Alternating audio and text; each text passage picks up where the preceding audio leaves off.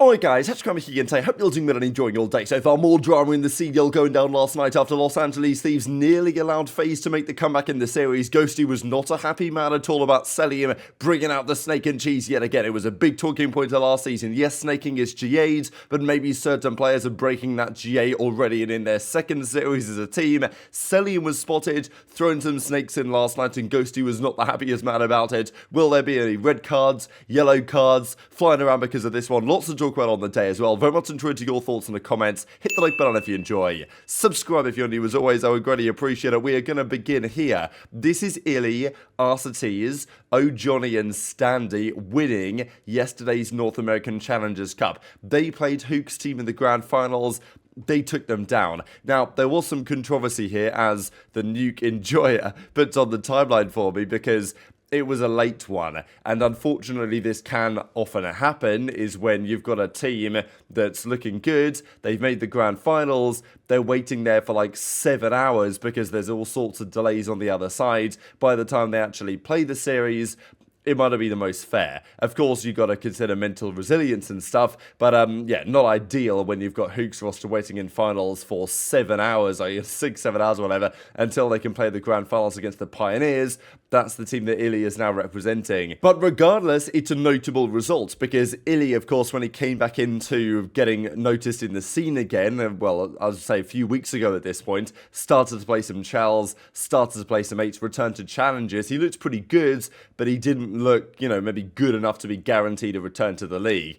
This is a statement, to be fair, not just from iLLeY, really. I mean, Standy, RCTs, Johnny, all players on the brink of potentially getting back into the league. We thought it was possible with RCTs this season when he was maybe going to go to the Minnesota Rocker. They got X instead. That seems like a pretty good decision right now. But a player like iLLeY, it's the same thing for like Temp last year, right? Temp went to challenges, didn't win really, and therefore fell off the radar. If you are going to be in challenges and you're going to try and get back to the league, you've got to win, is how it is. Hook won last time, the first cup. iLLeY's won this one. So keeping themselves in the conversation as and when teams want to make changes. I would say maybe the standout of this team, though, was Johnny as of yesterday. He was absolutely cooking in many of these moments. And, well, I thought this is pretty funny to see RCTs and Prolute going back and forth because he's like, yeah, we finally got him. And Prolute's like, yeah, well, what happens at real times, as in when we don't have to deal with all this delayed cheese, we're still going to be the best team. And that's probably true. I mean, this map, Hook's 40 and 16. But you never know, this team, well, Hook's roster may no longer exist too much longer because Hook might just get poached by a league team, which I feel like is only a matter of time until it happens. But yeah, some great scoreboards here from Johnny. Obviously, these are some eliminations involved, but I thought I'd just go through a couple of these. On this one, he dropped 60 eliminations against Hook's team in the finals here. 14 and 9 in the search and destroy, 45 and 27 here. So yeah, good maps from Johnny, absolutely putting his name back in the conversation, I guess, to get back into the league. But of course, iLLeY's the big name on that roster, with a couple of teams that I imagine he's eyeing up because, yeah, SMG players are usually in higher demand, but also the way that the league currently is, there's a couple of teams looking at their flex role that you would think, well, there could be an upgrade going on there. Obviously, as of yesterday, you're looking at the Gentle Mates roster and you're thinking, okay, that could be a squad. Like, iLLeY might be eyeing up that team and thinking, okay, Lynz isn't probably going to go anywhere there because he's French and it's a French org now. But the rest of the team, Kismet's looking pretty good. Skyz and Priestahh maybe not so much. So there's something to be said there for iLLeY, maybe trying to target a move to that organization. I think it would be well received by the community if it was to be the case. This isn't happening, but, it is another possibility as well. aBeZy has not been looking so good so far for the Las Vegas Falcons.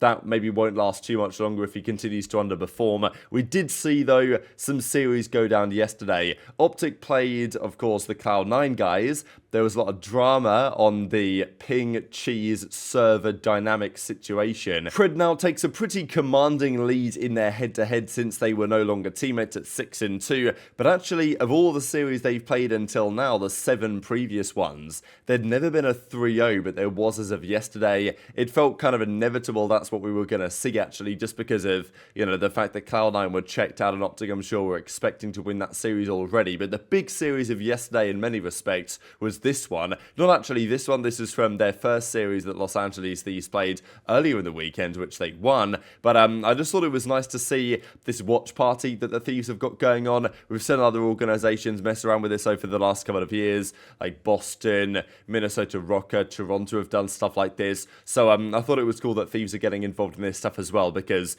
obviously they've got a big fan base, but especially so, I would say, with this new roster in play. Nade was having a great time watching the boys, of course, last night, and Envoy was the MVP of the series and proved why, yeah, he had an off year last year, but his performance at the World Cup and at times over the last few years has still been very strong.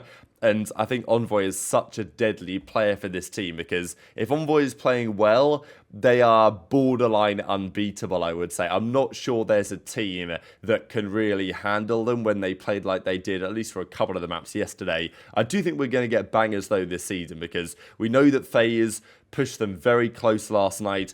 OpTic will be able to. It's the same story with OpTic versus FaZe as well.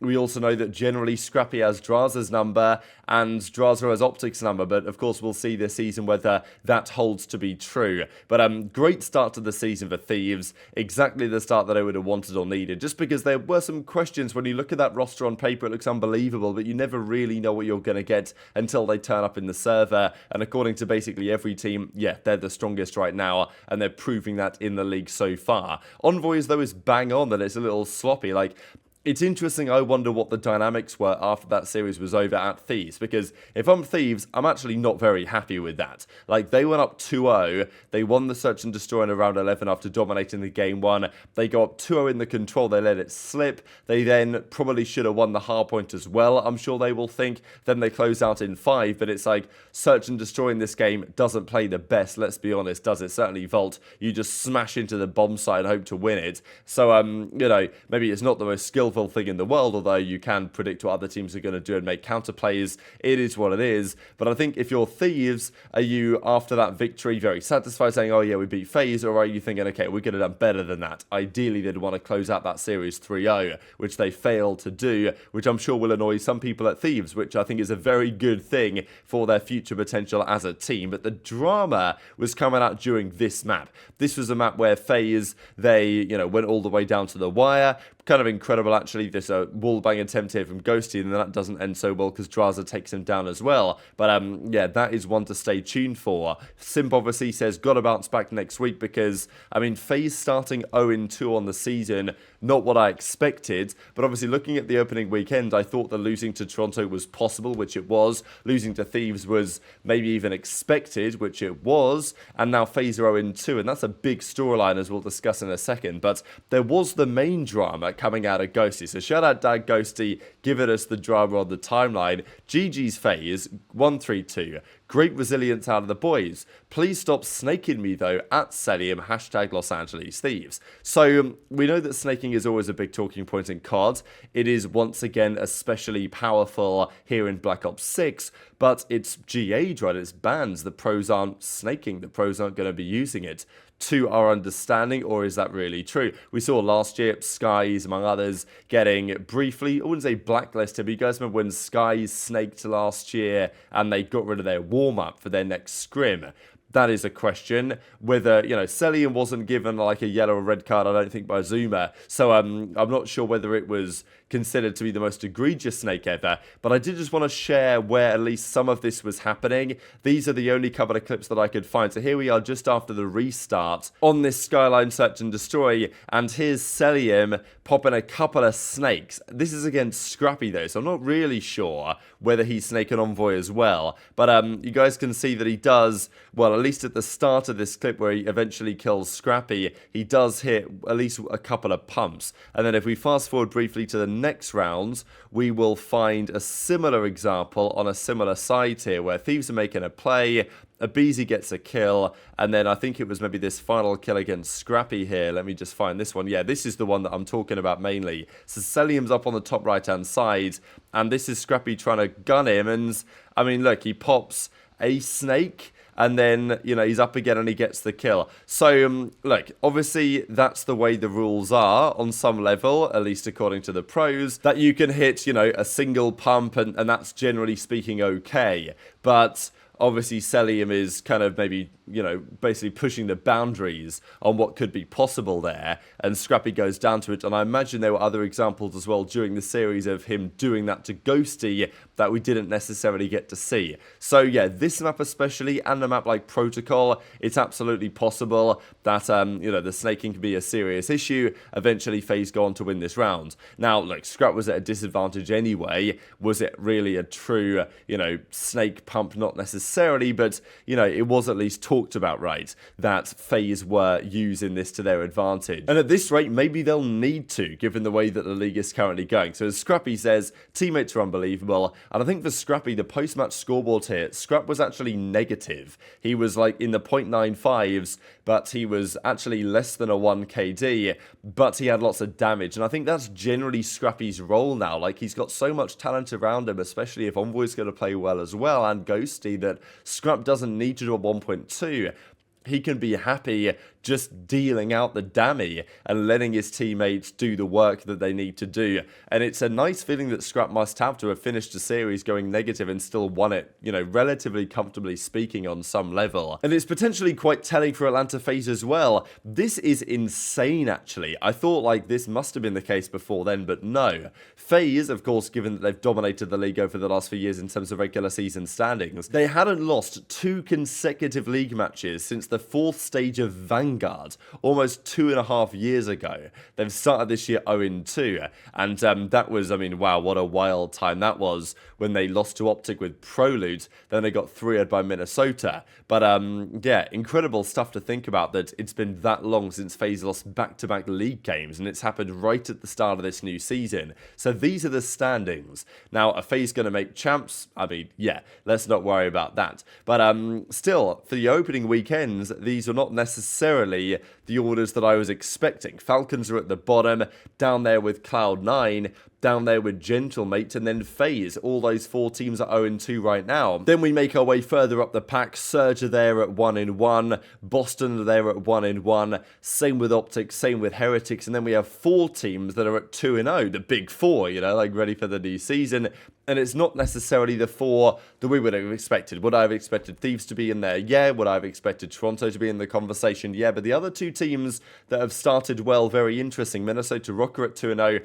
And especially the Ravens. Now, look, they've only played Falcons, and yesterday they played the Gentlemates. Both teams 0-2, not looking so good. But still, it's been an impressive start for the Ravens. We know that their search and destroy is going to be good. Slash has been looking like Thanos in the hard points. So, you know, there is potential there. As I said, you look at the league yesterday, top to bottom, there are some teams, such as even Cloud9, to be honest, that I'm not really convinced I like their roster. I mean, Attach and Kremp have been kind of struggling. Mack looks okay, Sib looks okay, and Sib probably will get better. But again, I do worry a little bit about the team cohesion over there. So, yeah, look up and down the league, and obviously this is going to be a very different set of standings to what we see in a few rounds' time.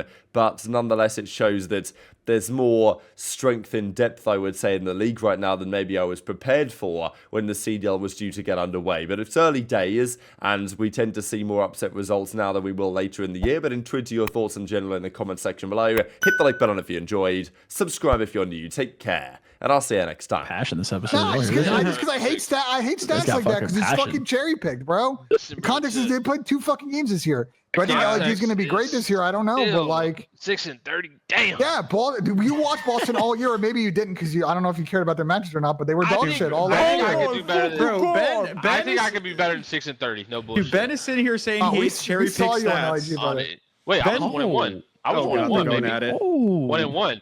I mean, I hate this, Ben, because I've never seen you on any series, so I don't know what your record would be. I'm not a fucking pro, but yet here I am on the fucking show. Get with it, bitch. Running outside the map. Hey, oh Ben, my God, Ben is going You might need to go for a walk, Ben. You might need to go for a walk, man. I'll be right back. Go for a walk. 30-second walk, Ben. Ben, you can't be saying. Jesus, Ben cannot be saying that he hates cherry pick stats when he's out here calling out Seattle and saying their roster comp is like shit or something. Or not Seattle. God dang it, Vancouver. Vancouver, man. That's a hard one. That's a hard one, bro. He's saying